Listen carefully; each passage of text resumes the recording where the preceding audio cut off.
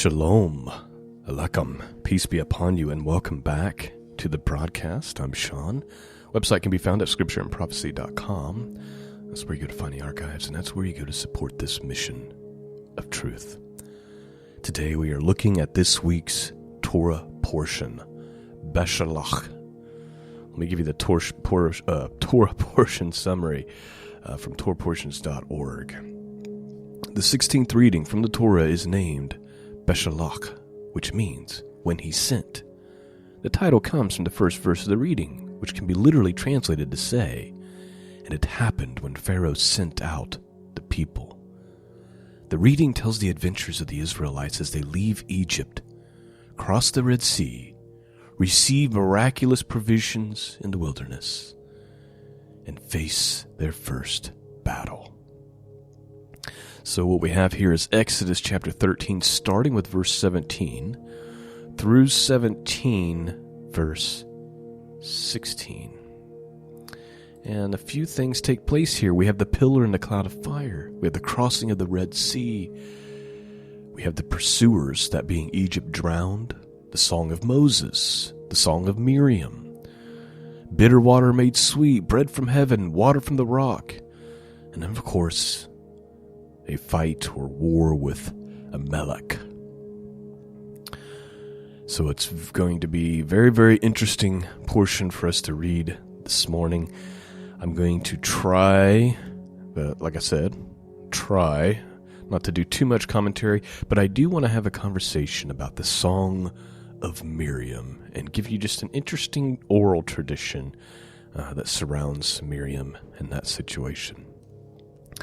So, with all that said, let's dig right in and let's have a look.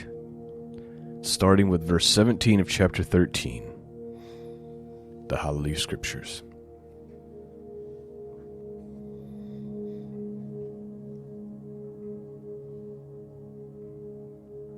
And it came to be, when Pharaoh had let the people go, that Elohim did not lead them by the way of the land, the Pelishites, though that was nearer. For Elohim said, "Lest the people regret when they see fighting and return to Mitzrayim," that is to say, Egypt. So Elohim led the people around by the way of the wilderness, of the Sea of Reeds. And the children of Israel went up armed from the land of Mitzrayim. And Moshe took the bones of Yosef with him, for certainly made the children of Israel swear, saying, "Elohim shall certainly visit you, and you shall bring my bones from here with you." And they departed from Sukkot, and camped in Atham, at the edge of the wilderness. And Jehovah went before them by day in a column of cloud to lead the way, and by night in a column of fire to give them light, so as to go by day and night. The column of the cloud did not cease by day, nor the column of the fire by night, before the people. So please note, this portion, at the end of the day, even though we have all these crazy and miraculous things going on, I would argue that the portion is really about faith and the roller coaster of walking in faith. God does a lot of things, right? He really demonstrates that he's with Israel. But then there'll be so many times where they're grumbling and murmuring and questioning. And then there'll be times where they demonstrate really great faith, and then there'll be times where it seems like they don't even have a mustard seed worth. And we might be quick to judge. We might be quick to say, "He just literally parted the Red Sea. How can you moments later be lacking faith?" But if we're not careful, we see this in our own lives. We'll run into a crisis, and we'll pray, and we'll fast, and God will deliver us. And by the time the next thing rolls around, it's like we've forgotten and lost faith again. And we're questioning and wondering, is God really with us? And the circumstances that the Israelites were facing were much graver. They had pursuers trying to kill them. They had giants that they had to fight. They were in the wilderness, without a place or a home, really. They had to wonder at times where food and water was going to come from. So as we pursue deeper in this, yes, we'll understand why they are called a stiff-necked people and why God gets so frustrated with them. But let's not be so arrogant as to not be able to see how we demonstrate these same behaviors at times with a lot less pressure than what they were facing in the wilderness. But the argument could also be made that we haven't got to see the miraculous signs, right? The cloud in the sky, the fire, the trumpet blast, the voice of God, the sea parted. Certainly, that argument could be made. All right, we're ready for chapter 14 now, the crossing of the Red Sea. Let's dig in. And Jehovah spoke to Moshe, saying, Speak to the children of Israel that they turn and camp before Pi Ha-Harath, between Migdal and the sea, opposite of Baal Zephon. Camp before it by the sea. For Pharaoh shall say of the children of Israel, They are entangled in the land, the wilderness has closed them in. And I shall harden the heart of Pharaoh, and he shall pursue them. But I am to be esteemed through Pharaoh and over his army. And the Mizrahites shall know that I am Jehovah. And they did so. And it was reported to the sovereign of Mitzrayim, that is to say Egypt, that the people had fled, and the heart of Pharaoh and his servants was turned against the people. And they said, Why have we done this, that we have let Israel go from serving us? So he made his chariots ready, and he took his people with him. And he took 600 chosen chariots, and all the chariots of Mitzrayim, with officers over all of them. And Jehovah hardened the heart of Pharaoh, sovereign of Mitzrayim, and he pursued the children of Israel. But the children of Israel went out with a high hand. And the Mizrahites pursued them, and all the horses and chariots of Pharaoh, and his horsemen, and his army, and he reached them by camping by the sea, beside Pi Ha-Harath, before Baal Zephon. And when Pharaoh drew near, the children of Israel lifted their eyes and saw the Mizrahites coming upon them. And they were greatly afraid, and so the children of Israel cried out to Jehovah. And they said to Moshe, Did you take us away to die in the wilderness, because there are no graves in Mitzrayim? What is this that you have done to us to bring us up out of Mitzrayim? Is this not the word that we spoke to you in Mitzrayim, saying, Leave us alone and let us serve the Mizrahites, that is to say the Egyptians? For it would have been better for us to serve the Mizrahites than to die in the wilderness. And Moshe said to the people, Do not be afraid. Stand still and see the deliverance of Jehovah, which he does for you today. For the Mizrahites whom you see today, you are never, never to see again. Jehovah fights for you, and you keep silent. Please note, I just love that part. Moses is like, just watch what God is going to do. I mean, imagine if we could have that type of faith and attitude when trouble comes. And most of us haven't had to face the kind of trouble that we're talking about here. There's an army coming to annihilate the Israelites. Okay, they see the chariots. They see the power of the greatest nation on the earth at that time coming towards them. And Moses' faith is like, you just watch what Jehovah is going to do. And while you watch, keep your mouth closed. Right? No murmuring. Just be quiet, keep your mouth closed, have faith, and see what happens. That could be a lesson for us. Verse 15, And Jehovah said to Moshe, Why do you cry to me? Speak to the children of Israel, and let them go forward. And you lift up your rod and stretch out your hand over the sea and divide it, and let the children of Israel go on dry ground through the midst of the sea. And I am hardening the hearts of the Mizrahites, and they shall follow them. And I am to be esteemed through Pharaoh, and over all his army, his chariots, and his horsemen. And the Mizrahites shall know that I am Jehovah, when I am esteemed through Pharaoh, his chariots, and his horsemen. And the messenger of Elohim, who went before the camp of Israel, moved and went behind them, and the column of the cloud went from before them and stood behind them, and came between the camp of the Mizrahites and the camp of Israel. See, notice that God himself is coming between the armies of Egypt and his children. And it was the cloud and the darkness, and it gave light by night. And the one did not come nearer the other all the night. And Moshe stretched out his hand over the sea, and Jehovah caused the sea to go back by a strong east wind all that night, and made the sea into dry land, and the waters were divided. And the children of Israel went into the midst of the sea on dry ground, and the waters were a wall to them on their right and on their left. And the Mizrahites pursued and went after them into the midst of the sea, and all the horses of Pharaoh, his chariots, and his horsemen.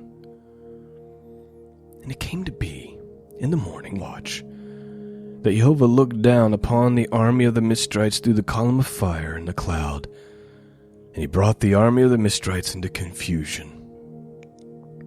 And he took off their chariot wheels, so that they drove them with difficulty. And the Mizrahites said, "Let us flee from the face of Israel, for Jehovah fights for them against the Mizrahites." And then Jehovah said to Moshe, "Stretch out your hand over the sea, and let the waters come back upon the Mizrahites, on their chariots, and on their horsemen." And Moshe stretched out his hand over the sea, and the sea returned to its usual flow at the break of day, with the Mizrahites fleeing into it. Thus Jehovah overthrew the Mizrahites, that is to say Egyptians, in the midst of the sea. And the waters returned and covered the chariots and the horsemen, and all the army of Pharaoh that came into the sea after them, and not one of them was left. And the children of Israel walked on dry ground in the midst of the sea, and the waters were a wall to them on their right and on their left. Thus Jehovah saved Israel that day out of the hand of the Mizrahites. And Israel saw the Mizrahites dead on the seashore. And Israel saw the great work which Jehovah had done in Mitzrayim. And the people revered Jehovah and believed Jehovah and his servant Moses. Chapter 15. Then Moshe and the children of Israel sang the song to Jehovah and spoke, saying. Now please note, this is the song of Moses. Interestingly enough, we hear about the song of Moses again in the book of Revelation. Let me just read you these 8 verses from Revelation real quick, just as a reminder that this song will play a role again. Revelation 15, 1 through 8. And I saw another sign in heaven, great and marvelous, 7 angels having 7 plagues, for in them is filled the wrath of God. And I saw, as it were, a sea of glass mingled with fire. And them that had gotten victory over the beast, and over his image, and over his mark, and over the number of his name, stand on the sea of glass, having the harps of God. And they sing the song of Moses, the servant of God, and the song of the Lamb, saying, Great and marvelous are thy works, Lord God Almighty, just and true are thy ways, thou King of the saints. So I guess we only needed the first 3 verses, but it's the same situation, right? There's this great deliverance. And all the people who overcame the plagues, overcame the beast, had victory over his image, over his mark. They didn't take the number of his name. They're on the sea of glass with harps, and they begin to sing the song of Moses and the song of the Lamb. Why? Because God had delivered them out of that chaos. Just like what just happened with Israel here. So Moses and the children of Israel sang this song to Jehovah and spoke, saying, I sing to Jehovah, for he is highly exalted. The horse and its rider has been thrown into the sea. Yah is my strength and song, and he has become my deliverance. He is my El, and I praise him. Elohim of my father, and I exalt him. Jehovah is a man of battle. Jehovah is his name. He has cast Pharaoh's chariots and his army into the sea, and the chosen officers are drowned in the sea of reeds. Please note, that's an important line. I'll come back to that in a second. The depths covered them. They went down to the bottom like a stone. Your right hand, O Jehovah, has become great in power. Your right hand, O Jehovah, has crushed the enemy. And in the greatness of your excellence, you pulled down those who rose up against you. You sent forth your wrath, and it consumed them like stubble. And with your wind and your nostrils the waters were heaped up. The floods stood like a wall. The depths became stiff in the heart of the sea. The enemy said, I pursue, I overtake, I divide the spoil. My being is satisfied on them. I draw out my sword, my hand destroys them. You blew with your wind, the sea covered them. They sank like lead in the mighty waters. Who is like you, O Jehovah, among the mighty ones? Who is like you, great and Kodeshah, that is a holiness? Awesome in praises, working wonders. You stretched out your right hand, and the earth swallowed them. Your kindness, you led the people whom you have redeemed. Your strength, you guided them to your Kodesh, that is to say, holy dwelling. People heard, they trembled. Anguish gripped the inhabitants of the Pelesheth. Then the chief of Edom were troubled. The mighty men of Moab trembled. Trembling gripped them. All the inhabitants of Canaan melted. Fear and dread fell on them. By the greatness of your arm, they are as silent as a stone, until your people pass over, O Jehovah. Until the people whom you have brought pass over, you bring them in and plant them in the mountain of your inheritance. And the place, O Jehovah, which you have made for your own dwelling, the Mikdash, O Jehovah, which your hands have prepared, Jehovah reigns forever and ever. For the horses of Pharaoh went with his chariots and his horsemen into the sea, and Jehovah brought back the waters of the sea upon them. And the children of Yisrael went on dry ground in the midst of the sea.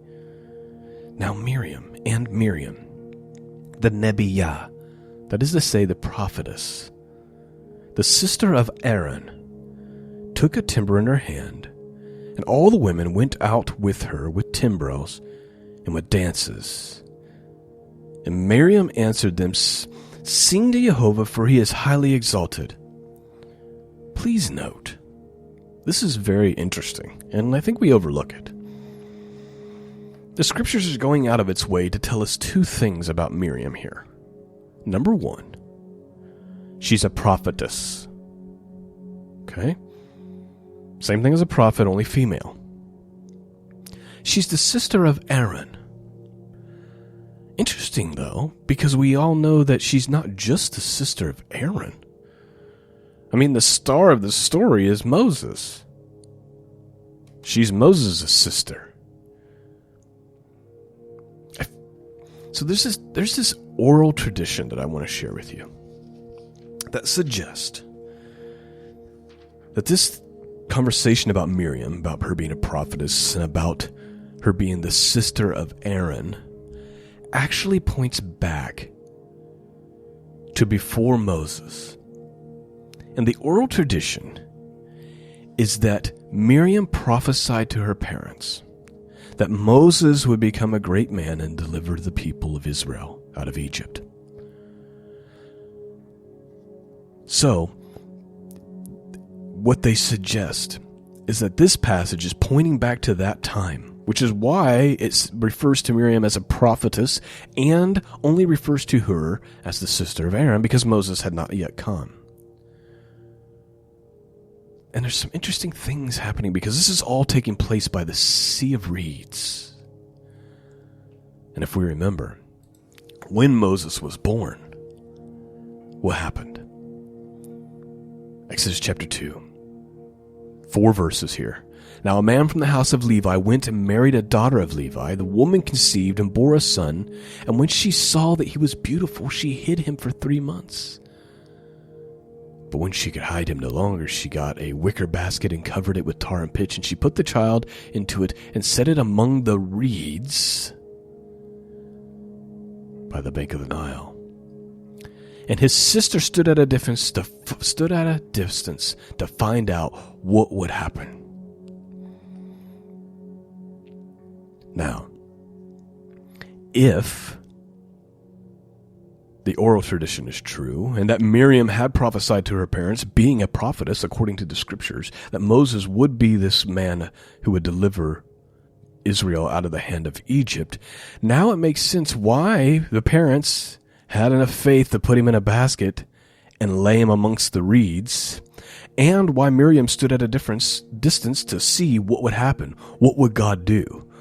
Kind of like how Moses told the people of Israel, stand and watch and see what God will do. And why Miriam has the courage to walk up to the daughter of Pharaoh and have a conversation with the daughter of Pharaoh about the baby, Moses. And Miriam is the one that orchestrates this whole scenario where the parents get Moses back and are now paid to nurse him. And so with that potential backdrop, that could be why some of these things are the way they are. So here we have the prophetess Miriam.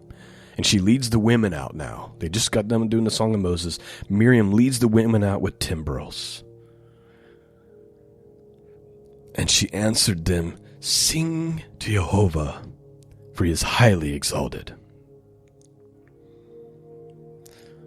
So I just wanted to point this out, because Miriam, she's not just some average girl that's mentioned in passing in the scriptures. She is playing a huge role in this whole situation with Israel. It was her wisdom that saved Moses to begin with. She's not just an average woman, she's a prophet of God. And now she's leading this song. Sing to Jehovah, for he is highly exalted. The horse and its rider he has thrown into the sea. Verse 22. And Moshe brought Yisrael from the seed of reeds, and they went out into the wilderness of Shur. And they went 3 days into the wilderness, and found no water. And they came to Marah, and they were unable to drink the waters of Marah, for they were bitter. So the name of it was called Marah. And the people grumbled against Moshe, saying, what are we to drink? And then he cried out to Jehovah, and Jehovah showed him a tree. And when he threw it into the waters were made sweet. There he made a law of the right ruling for them, and there he tried them. And he said, if you diligently obey the voice of Jehovah your Elohim, and do what is right in his eyes, and shall listen to his commands, and shall guard all of his laws, I shall bring on you none of the diseases that I brought on Mitzrayim, for I am Jehovah who heals you. And they came to Elim, where there were 12 fountains of water and 70 palm trees, and they camped there by the waters. Chapter 16.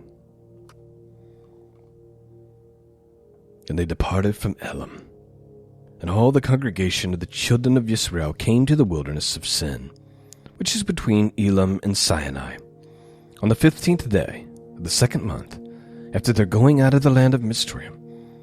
And all the congregation of the children of Israel grumbled against Moshe and Aaron in the wilderness. Please note, how many days has it been? On the 15th day of the 2nd month after they're going out. So they've been out for 2.5 months. And now the grumbling starts. It says they're grumbling against Moshe and Aaron. Verse 3. And the children of Israel said to them, if only we had died by the hand of Jehovah in the land of Mizraim, when we sat by the pots of meat, and when we ate bread to satisfaction. Please note, I'm going to be hurrying through the next chapter here. chapter and a half that we have left to read because I'm running out of time, but I want to just make this last important note. We are tempted to judge the Israelites here, but try to imagine that God were to lead us out of the United States of America, a place where many of us have grown up with some of the greatest comforts and quality of life and living ever seen by human beings on planet Earth. Food to abundance, entertainment to abundance, comfort to abundance. And now we're in the wilderness. And now we can't just go to the fridge and make a sandwich or throw in a pizza in the oven. Now we're wondering where food is going to come from, where water's coming from. Would you quickly start to long for the United States again? Even though all these things are going, right now they're hungry and they're thirsty and they're remembering how, they were kind of mistreated by the Egyptians, but man, they had food to the full, right? That's what's happening here. It says we had bread to satisfaction. We might as well have just died there. For you have brought us out into the wilderness and have put all the assembly to death with hunger. And Jehovah said to Moshe, see, I am raining bread from the Shemayim for you. And the people shall go out and gather a day's portion every day in order to try them, whether they walk in my Torah or not. Why did God make it to where the bread would come down from heaven at night and they could gather it in the morning, but it would spoil by the end of the day, except for on the day before the Sabbath, right? They could gather a double portion that day and it wouldn't go bad. What was the point of that? Well, he says it right here. To test, to see if they will actually obey me or not. I am raining bread down from heaven for you, and the people shall go out and gather a day's portion every day in order to try them, whether they walk in my Torah or not. And it shall be on the 6th day when they shall prepare what they bring in, and it shall be twice as much as they gather daily. And Moshe and Aaron said to all the children of Israel, at evening you shall now know that Jehovah has brought you out of the land of Mitzrayim. And in the morning you shall see the esteem of Jehovah, for he hears your grumblings against Jehovah. And what are we, that you grumble against us? And Moshe said, in that Jehovah gives you meat to eat in the evening, and in the morning bread to satisfaction. For Jehovah hears your grumbling, which you make against him. And what are we? Your grumblings are not against us, but against Jehovah. And Moshe said to Aaron, say to all the congregation of the children of Israel, come near before Jehovah, for he has heard your grumblings. And it came to be, as Aaron spoke to all the congregation of the children of Israel, that they looked toward the wilderness, and see, the esteem of Jehovah appeared in a cloud. And Jehovah spoke to Moshe, saying, I have heard the grumblings of the children of Israel. Speak to them, saying, between the evenings you are to eat meat, and in the morning you are to be satisfied with bread. And you shall know that I am Jehovah your Elohim. And it came to be that the quails came at evening and covered the camp. And in the morning the dew lay around the camp, and a layer of dew went up, and see, the surface of the wilderness was a small round substance, as fine as frost on the ground. And the children of Israel saw, and they said to each other, what is it? For they did not know what it was. And Moshe said to them, it is the bread which Jehovah has given you to eat. This is the word which Jehovah has commanded. Let every man's gather it according to each one's need, an omer for each being according to the number of beings. Let every man take for those who are in his tent. In other words, no hoarding allowed. Just take what you actually need. And the children of Israel did so and gathered, some more, some less. And they measured it by the omers, and who gathered much did not have too much, and who gathered little did not have too little. Each one gathered according to his need. And Moshe said, let no one leave any until morning. And they did not listen to Moshe, so some of them left part of it until morning, and bred worms, and it stank. And Moshe was wroth with them. And they gathered it every morning, each one according to his need. And when the sun became hot, it melted. And it came to be on the 6th day that they gathered twice as much bread, 2 omers for each one. And all the rulers of the congregation came and told Moshe. And he said to them, This is what Jehovah has said. Tomorrow is rest, a Shabbath Kodesh to Jehovah. That which you bake, bake, and that which you cook, cook, and lay up for yourselves all that is left over to keep until morning. And they laid it up until morning, and Moshe commanded it, and did not stink, and no worm was in it. And Moshe said, Eat it today, for today is the Sabbath to Jehovah. Today you do not find it in the field. Gather it 6 days, and on the 7th day, which is the Shabbath, there is none. And it came to be that some of the people went out, and on the 7th day to gather, and they found none.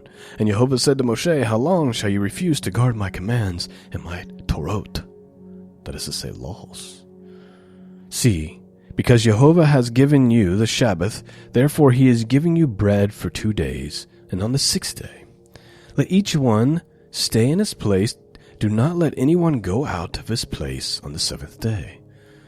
So the people rested on the 7th day. And the house of Israel called its name manna. And it was like white corridor seed, and the taste of it was like thin cakes made with honey. And Moshe said, This is the word which Jehovah has commanded. Fill an omer with it, keep it for your generations, so that they will see the bread with which I fed you in the wilderness, when I brought you out of the land of Mitzrayim. And Moshe said to Aaron, Take a pot and put an omer of manna in it, and put it down before Jehovah to keep for your generations. As Jehovah commanded Moshe, so Aaron put it down before the witness to keep. And the children of Israel ate manna 40 years, until they came into the inhabited land. And they ate manna until they came to the border of the land of Canaan. An omer is 1/10 of an ephah. Chapter 17, we got 16 more verses here. And all the congregation of the children of Israel departed on their journey from the wilderness of Sin, according to the command of Jehovah, and camped in Rephidim. And there was no water for the people to drink. Therefore the people strove with Moshe and said, Give us water to drink. And Moshe said to them, Why do you strive with me? Why do you try Jehovah? And the people thirsted there for water. The people grumbled against Moshe and said, Why did you bring us out of Mitzrayim to kill us and our children and our livestock with thirst? And then Moshe cried out to Jehovah, saying, What am I to do with this people? Yet a little, and they shall stone me. And Jehovah said to Moshe, Pass over before the people, and take with you some of the elders of Israel, and take in your hand and in your rod with which you struck the river, and go. See, I am standing before you there on the rock in Horeb. And you shall smite the rock, and the water shall come out of it, and the people shall drink. And Moshe did so before the eyes of the elders of Israel. And he called the name of the place Massah and Merabath, because of the strife and of the children of Israel, and because they tried Jehovah, saying, Is Jehovah in our midst or not? So please note, I don't think this is a statement of asking, is God like literally with us? They know it. They've got the pillars, right? The cloud, the pillar of fire. They've got the manna from heaven.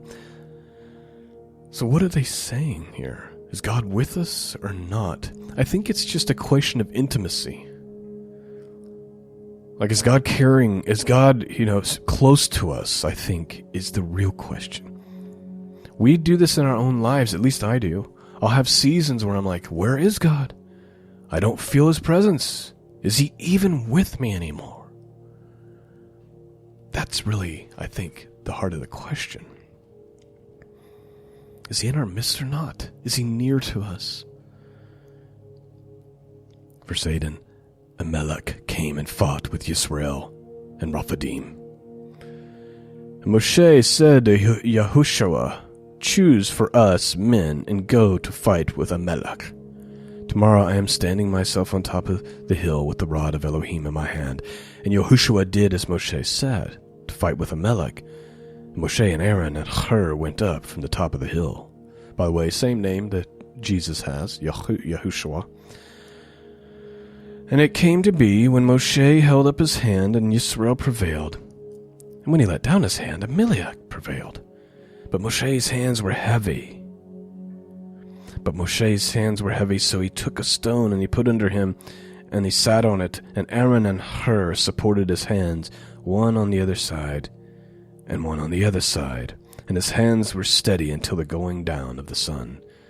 And Yahushua defeated Amalek and his people with the edge of the sword.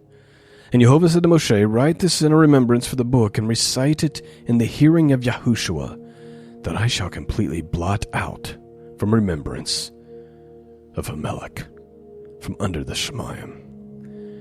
And Moshe built an altar, and he called its name Jehovah Nissi. For he said, because a hand is on the throne of Yah, Jehovah is to fight against Amalek from generation to generation. And that, my friends, is the end of our study for this morning. I pray that you have been blessed and strengthened by God's word. Thank you for listening. Thank you for your prayers. Trust me when I say they're much, much needed. And those of you who are willing to support the podcast, thank you so much for making this possible week after week after week. It's far beyond what I deserve. Shalom, peace, and grace be with you. And until next time, God bless.